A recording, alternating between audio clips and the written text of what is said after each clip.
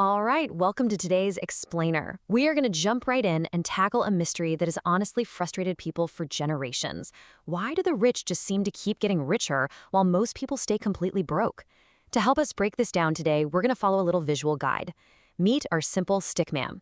Throughout this explainer, he's going to walk us through the incredibly complex world of finance, and we're going to pinpoint the exact everyday decisions that lead to either massive wealth or crippling debt. I love doing it this way because it strips out all that confusing financial jargon and just gets down to the real choices we all make. So get comfortable and let's see what we can learn here. To really set the stage for this mystery, let's clone our stickman.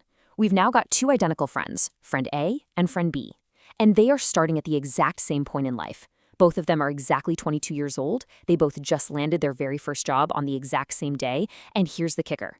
They both earn exactly the same salary. The playing field is completely level. No trust funds, no massive inheritances, zero secret advantages. They are walking into adulthood side by side.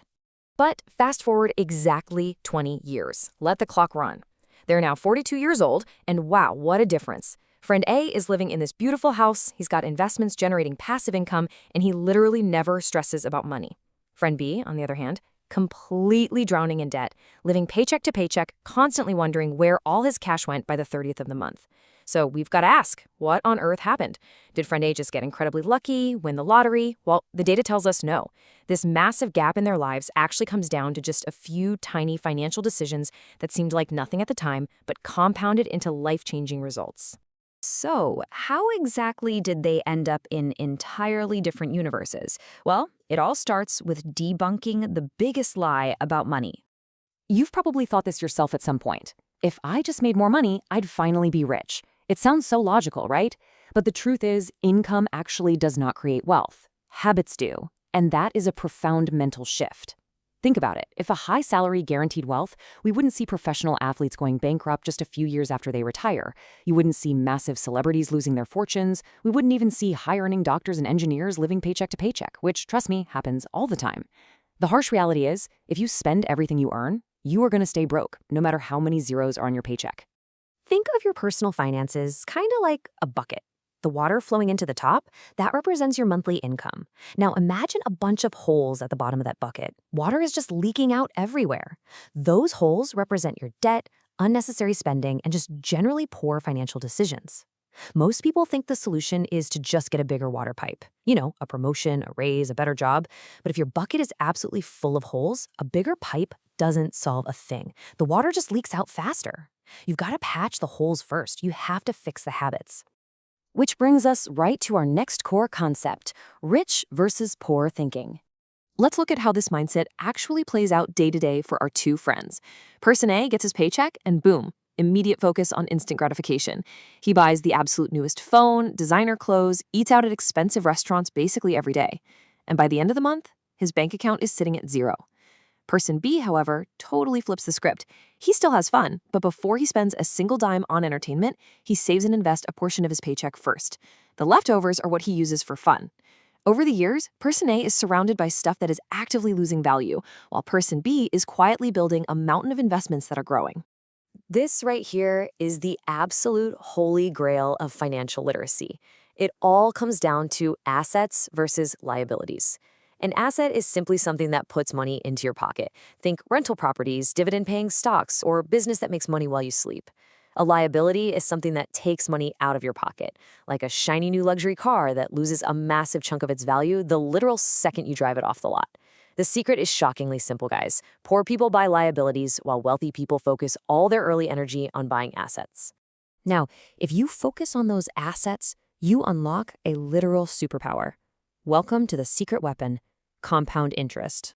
Imagine our stickman decides, you know what? I'm going to invest just 5,000 rupees every single month.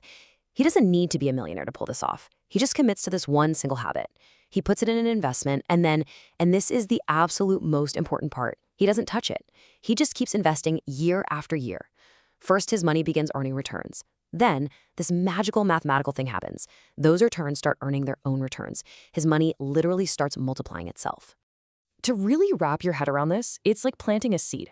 In year one, that little 5,000 rupees a month looks like a tiny, fragile little sprout. It really doesn't look like much at all. But just wait.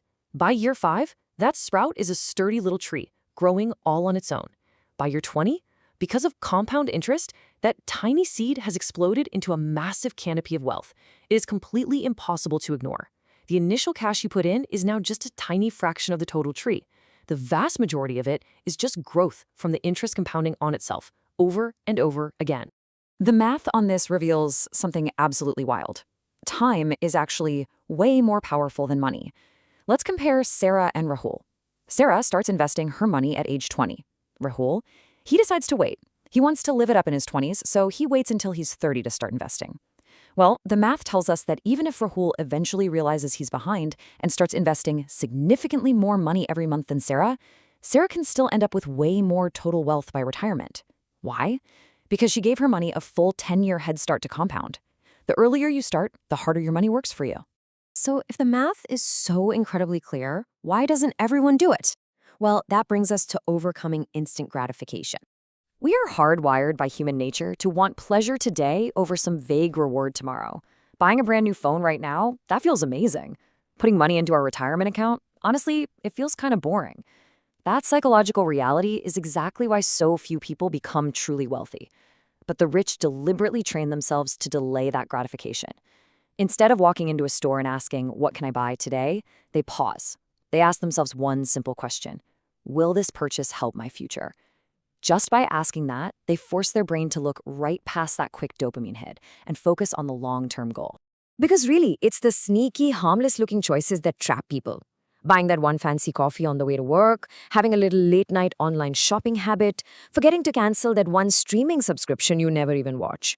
Individually, these choices seem totally fine. It's just a few bucks, right? But remember our leaky bucket? Consistently dripping out of your account day after day, these tiny choices can literally cost you lakhs of rupees over a few decades. Every single financial decision, no matter how tiny, is actively shaping your future. All right, let's tie this all together into your actual path to wealth. The most reassuring takeaway from this whole explainer is that you absolutely do not need to be a financial genius to win this game. You don't need rich parents. You don't even need a massive salary. You just need to follow 4 incredibly straightforward steps. 1, spend less than you earn. Patch the holes in your bucket. 2, invest consistently. Plant that seed every single month, no matter what. 3, avoid unnecessary debt. Stop borrowing money for things that go down in value. And 4, buy assets instead of liabilities. Put your money into things that eventually put money right back in your pocket. It really is that simple. Wealth isn't built overnight. It's built by making these boring, smart decisions on repeat. So the most crucial thing to remember is this: your future wealth doesn't depend on how much money you make today. It depends entirely on the habits you decide to form right now. There's a great saying for this: the best day to start investing was years ago. The second best day is today. You can't change the past, you can't unbuy the liabilities, or get back the cash you blew in your 20s. But you have 100% control over what you do the minute this explainer ends. And that leaves us with one final thing to chew on. Our stickman figured out his path to wealth. But what about you? What are you going to do with the money you already have sitting in your account? Are you going to buy a new phone that'll be completely obsolete in 2 years?